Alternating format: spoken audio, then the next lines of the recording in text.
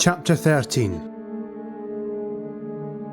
The ghostly prince's helmeted head turned to regard Malus, the weight of his burning gaze falling on the highborn like the blow of a sword. He reeled from the wight's baleful stare, feeling his heart turn to ice. Around him, he could dimly sense his warband pulling up, the Druki hauling back on their reins in shock and fear. One of the men let out a wail of terror, and the ranks of the dead lunged a half-step forward at the sound, as if hungry to set themselves against a foe who would bleed and die beneath their blades. Before Malus could master his own tongue and make a reply to the fearful apparitions, Beg took a measured breath and spoke in a loud, strained voice. "We are but mighty travellers, mighty prince. Forgive us for our trespass, and we will honour you with obeisance and sacrifice." Sacrifice? Malus's mind raced. Now the Urhan scheme was all too clear. The prince took another step towards the terrified warband with a creak and rattle of harness and ancient steel. "Sacrifice," the wight whispered hungrily. "Who will stand atop my cold stone bier and warm my bones with a libation of hot blood?" With a cry of desperate rage, Malus tore his eyes from the prince's paralysing stare and ripped his sword from its scabbard. Before Beg could reply, the highborn rose in his saddle and raised his blade high. "Ride!" he called to his men. "Ride for death and ruin, warriors of the Hag! Ride!" The highborn clapped his spurs to spiked flanks, and the Noglear charged at the ghostly horde with a thunderous roar. A heartbeat later, the unearthly air rang with the war howls of Haggrave as the Cold One knights bared their steel and charged the fearsome host at the command of their lord. The air filled with the shrieks of the damned as a spectral host charged to meet its foes. Malus lost sight of the banner-wielding prince amid a mob of howling wights as the two forces met with a great rending clash. The charging Cold Ones ploughed into the Elves' army in a rough wedge, shattering ancient bodies and flinging bits of armour and bone in a gruesome shower back upon the ranks of their fellows. Swords flickered and scythed through the frenzied ranks of the dead, shearing through limbs, torsos and skulls. Withered flesh and sinew parted in white clouds of rot. Bleached bone was ground to powder beneath the stomping tread of the Cold Ones. A mortal host would have reeled in shock from the sheer ferocity of the warband's charge. But the howling dead swept around the Druki like a flood. Every warrior torn asunder was instantly replaced by another, all of them hammering at the armoured warriors with blades, spears, axes and claws. "Forward!" Malus roared into the din, his blade hacking left and right at the frenzied horde. Spite tossed his head and snapped at his attackers, biting rotting corpses in two and scattering their remains in a wide arc. The highborn spurred the beast forward with the Cold One, and the Cold One charged into another knot of shrieking wights, bearing down on them with a sound like splintering wood. The Noglear let out a furious bellow as one or more of the foe's weapons bit deep into his scaly hide. A corroded spear point glanced off Malus's left pauldron and scored a bloody track across the back of his neck. Hands scrabbled at the smooth armour enclosing his arms and neck and legs, struggling to pull him from the saddle. With a roar, he brought his sword down and smashed through the wrists and forearms. Rusty mail burst in glittering clouds of split links. And then the prince was upon Malus, his gleaming blade flickering at him like the tongue of a viper. Malus twisted in the saddle and brought his sword around in a desperate block that caused the prince's thrust to glance across the highborn's armoured thigh. The Highborn chopped down at the prince's sword arm, but the White blocked the stroke with supernatural speed. The enchanted Ithelmar blade licked out again, and Malus cried out as its point sliced a line of icy pain across his cheek. Blood trickled down his face and steamed from the frozen edges of the wound. Malus could hear other screams around him now as the impetus of the warband's charge was spent and the warriors were surrounded by the tide of hungry dead. He leaned forward, slashing at the prince's eyes, but the White no longer feared the thought of blindness.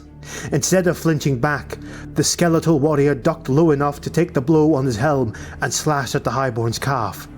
The enchanted blade carved a neat line through the steel plate, and Malus gasped as his lower leg went numb. "Think!" The Highborn's mind raged. "You can't best him sword to sword! Think of something quickly or you're dead!" The Highborn cried out in defiance and slashed again at the prince's face.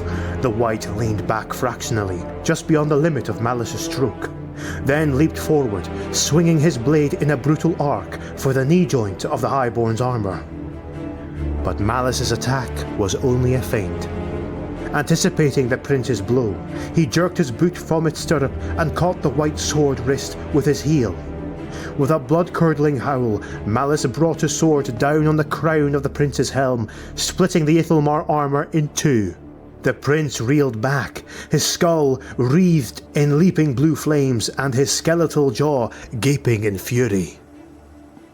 Malus snarled in reply and hauled on his reins, dragging Spite hard to the left. The Noglier's thickly muscled tail whipped around like a battering ram and smashed into the prince's chest. The White's body exploded in a cloud of dust and shattered armour, his rune-carved sword spinning end over end through the air. The Highborn had barely a heartbeat to savour his triumph before a White drove his spear deep into Spite's shoulder, and the Cold One jerked sharply away from the blow. The sudden change in motion caught Malus by surprise. For a dizzying second, his numbed leg flailed for the empty stirrup, then clawing hands seized his shoulders and dragged him from the saddle. He landed on his back, on the stones of the roadway, with a frenzied mob of Whites standing over him. Blows rained down on his armour like a clatter of hail. A spear point found a gap in his left vambrace and gouged deep, causing Malus to hiss in pain. The blow of an axe smashed against his left knee. The armour held, but the joint beneath was wrenched by the impact. The tip of a notched sword sliced across his forehead, spilling a curtain of blood down the sides of his temples. Malus roared like a man possessed, smashing his sword at the legs of his foes. Armoured foes toppled onto him, their cold hands clawing for his face and throat. Spite roared, and the crowd around him was knocked momentarily back as the Cold One smashed them aside with a sweep of his armoured head. The Highborn threw his foes off him with a convulsive heave, shattering the skull of one determined White with a short, chopping stroke of his sword. He leapt to his feet, propelled by battle frenzy even as his mind fought a rising tide of panic. Without warning, his wrenched knee gave way and he fell forward against Spite's bloody flank. His free hand closed on one of his saddlebags for support, but the worn leather parted beneath his weight.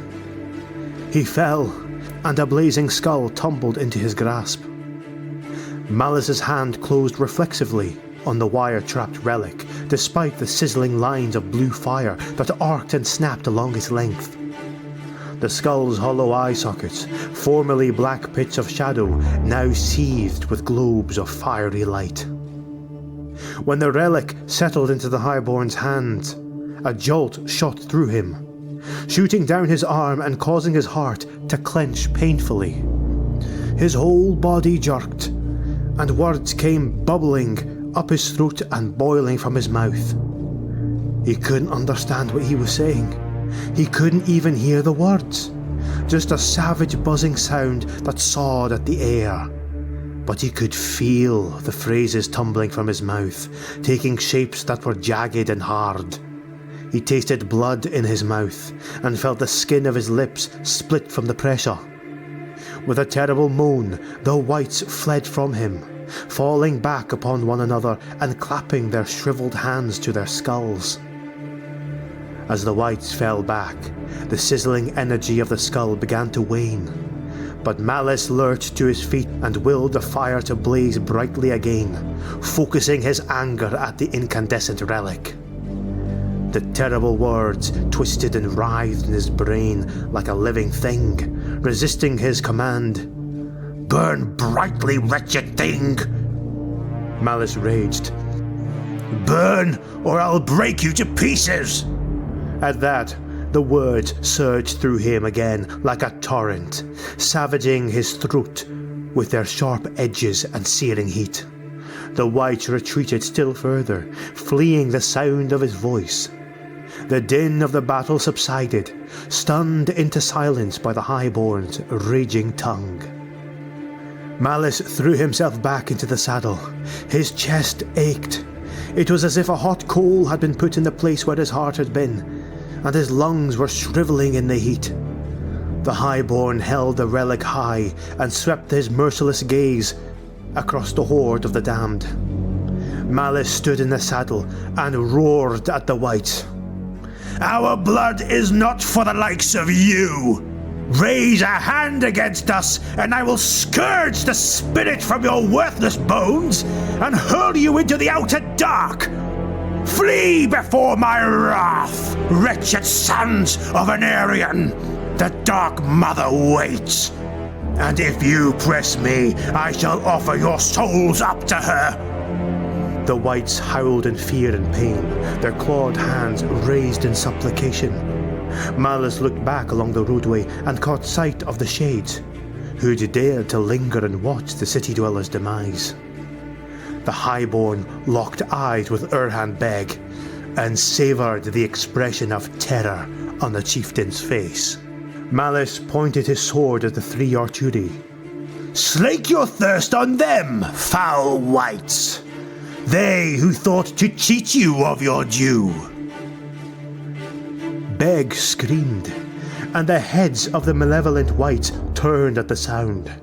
Then the air was rent with the eerie howls as the Arturi turned to run, and the skeletal warriors took up the chase. The fire was ebbing again. Malus sought to stoke it once more, but found his fury waning. His insides felt twisted and torn. Blood leaked from the corner of his mouth and spattered on his thigh. His sword drooped in his hand. Around him, the Druki of his warband drooped wearily in their saddles or leaned against the heaving flanks of their mounts. The gore that streaked their faces and stained their armour was their own. 2 knights lay near the corpses of their cold ones, one pierced with spears and hacked by swords, and the other lying in bloody twisted pieces, his guts shriveled and blackened with frost. Spite shuddered beneath him. The Nauglir spotted a score of wounds from head to tail. None of those who had survived had escaped unscathed. The Druki looked to their leader, their faces gaunt and pale. Around them stretched a panorama of shattered bones and crumpled armour, broken spears and splintered shields. All of them, even Lunara, looked upon their lord with an expression of utter fear. A scream tore through the murky air, then another. The voices of the damned howled in reply. Malus sheathed his sword and grasped Spite's reins. "We ride," he growled, each word a brilliant spike of pain. "Leave the dead to their feast." With that, he turned his cold one north and set off along the road, bones crunching beneath Spite's feet.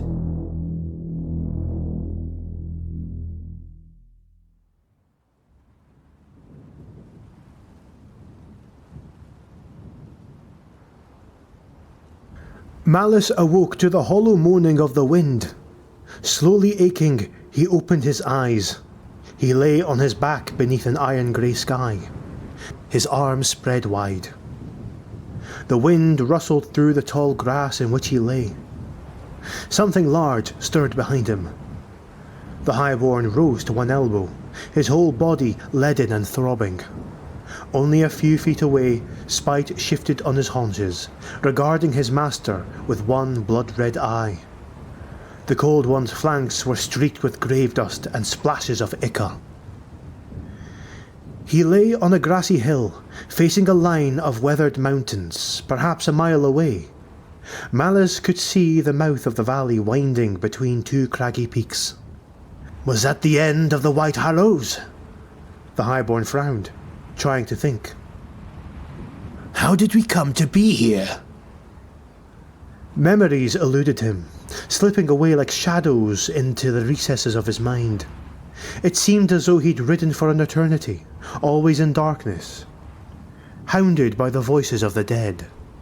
When dawn finally came, he remembered falling from the saddle and a deeper darkness rushing up to meet him. Malus tried to stand and bit back a hiss of pain as he put his weight on his wrenched knee. Like Spite, his dark armour was nearly white with grave dust, darkened in places with splotches of old blood. There were cuts on his face, neck and forehead, and his cheeks were stiff with dried blood. The wound in his arm throbbed painfully, aggravated by a bent piece of metal forced into his skin by the white spear point. The cut in his right calf ached, but he was grateful to be able to feel the pain. The skull was still in his left hand. His fingers were locked in a death grip around the brain case. Its shadowed eye sockets seemed to be taking stock of him. After a moment, the Highborn noticed other furtive sounds of movement amid the waving grasses. Groans and whispers carried on the wind. A Cold One let out a pained cry as someone pulled the point of an enemy weapon free and threw it across the hill, the thin steel ringing as it spun through the air. Lunara limped into view, the wind twisting loose strands of her braided hair. Her face was a mask of dust and blood, and the dark lines of fresh cuts marked her cheek and chin. Her eyes were haunted and sunken, ringed with dark circles of fatigue. She held a water skin in one hand and a naked sword in the other, her gaze sweeping the surroundings with the practiced ease of a long-time veteran. She walked over to Malus and settled on her haunches, wincing at the loud popping of her knees. Are you hurt, my lord? The retainer asked, a little out of breath. My damn knee! The words came out in a horrid croak, dissolving into a string of racking coughs. The inside of his mouth and throat felt scabby and dry, and his lips were cracked and stiff. Lunara passed him the water skin and he drank greedily in spite of the pain it caused. My damn knee! That's the worst of it, I think. The retainer took the water skin back and stoppered it. There was a wariness to her movements that Malus hadn't seen her use around him before. She eyed the relic. Still holding on to that? Malus looked down at the skull. With an effort, he forced his hand open. The metal creaked, and the relic fell onto the grass. At once, his knuckles began to throb and ache. Lunara seemed to relax a little. How did you do that? Back there in the valley, what were the words you spoke? The Highborn shook his head. I don't know. It was the skull. It put the words in my head somehow. Unbidden, his sister's words echoed in his head. It is not, in fact, a source of power. At least, not in any sense you would understand. I don't know why. Well, it saved us. I suppose that's all that matters, Lunara said. But we lost Hulark and Savan to the Whites. That just leaves Van here and myself out of the 6 you brought from your household. The remainder are your sister's men. She lowered her voice. And there's talk of turning back. Malus sat up, his hurt forgotten. Turn back? We've barely begun. Lenara shook her head. I'd be wary about saying such things, my lord. The roid last night shook the men to their core. If you push them too hard, they'll break, and we can't afford to lose anyone. She looked warily to the south, at the mountains they'd only just departed. Like you said, we've barely begun. The Highborn bit back his anger. Part of him wanted the names of the men who questioned his authority. But Lenara was right. What could he do? He needed every sword he could muster. All he could do was lead them, and deal with a mutiny when it finally reared its head. Dalvar and Van Heer charged along with the rest, back in the valley? Lenara nodded. They did. Malus grunted. The news puzzled him. They weren't going to get a better opportunity for treachery than that, he muttered. Strange. Lenara shrugged. You're assuming Dalvar is plotting against you. Why should he? I'd think it more likely he'd wait until you discover the temple, then slip the knife between your ribs. Unless he knows that we aren't going to reach the temple, and his orders are simply to ensure my demise. The retainer eyed him sharply. Why would you say that? Because I'm starting to think my sister tricked me, Malus started to say, then thought better of it. Never mind. I'm being overly suspicious, he answered instead. With an effort, he climbed slowly to his feet. Every part of him hurt in some way, like the day after a great battle. Malus limped over to Spite and slipped the skull into his other surviving saddlebag. As he did, he peered over the Cold One's back and saw miles of rolling plains, covered in a rippling sea of brown grass. Beyond them lay a band of dark green forest, and past that, rising high on the northern horizon, the dark triangular bulk of a great mountain, its peak wreathed in snow and cloud. A sharp cleft, like the mark of an enormous axe, split the mountain at a shallow angle, stretching 2/3 of its length from tip to broad base. The Highborn leaned against his saddle, trying to gauge the distance. It seems so close, he thought. A few days, perhaps? Then we'll see just how much Nagaira really knew. Malus rested his forehead against the leather saddle for a moment, gathering his strength. Then, with a deep breath, he climbed painfully into the saddle. Spite barked in aggravation, but obediently rose to his haunches. Tell the men to mount up, the Highborn said, studying the sky. The day is nearly half done. I want to cover a few more miles before dark. Lenara stared at him. But, my lord, the men are tired and injured. We aren't camping here, Malus interjected. Better to reach the edge of those woods, where we can gather some wood for a fire. And give the men something else to think about instead of plotting a mutiny, he thought. Bad morale was like an infection. It couldn't be allowed to sit and fester. The retainer started to protest, but quickly regained her self-discipline. Yes, my lord, she replied, and started barking orders to the rest of the warband. As the warband checked their mounts and got back into their saddles, Malus kneed Spite around until he could face the mounted directly. He surveyed the plains and the dark woods carefully. So this is the Chaos Waste, he thought.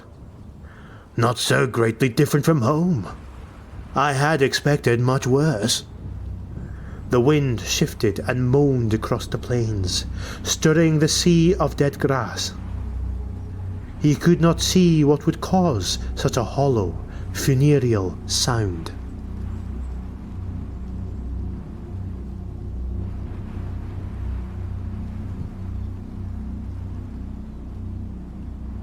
They were no closer to the distant line of trees by the time night fell. The cloud cover remained heavy, but the auroras leaking from the northern horizon played across the underside of the clouds somehow in an eerie display of blue, green and yellow light. The shifting colours set a riot of shadows dancing among the wind-blown grasses, playing tricks on the eyes as the members of the warband kept watch for nocturnal predators. As long as there was enough light to ride by, Malus urged the column on. From time to time he caught himself nodding, his chin drooping to his chest. Fatigue and hunger were starting to take their toll. There was a sound from up ahead. Malus tensed, his ears straining to hear over the incessant wind. Just when he thought he'd imagined it, he heard the sound again, like the faint scream of rage or pain. The highborn reached back and unhooked the crossbow from the saddle. Moments later, he heard the sound again. Definitely an angry cry, like a Juruki war scream. It was coming their way, but all he could see were dancing shadows and rippling waves of grass silhouetted against the dark horizon. He raised a gauntleted hand, waving his warband forward. The warriors fanned out to either side of him, their wary faces tense. "Arm yourselves," Malus said. "Something's coming." Lunara pulled alongside him. "What?" Then the scream came again. This time it was joined by two others. The sound brought the Nogliers' heads up. Malus worked the arming mechanism on his crossbow. He was halfway done when the monsters burst from the grasses into the warband's midst.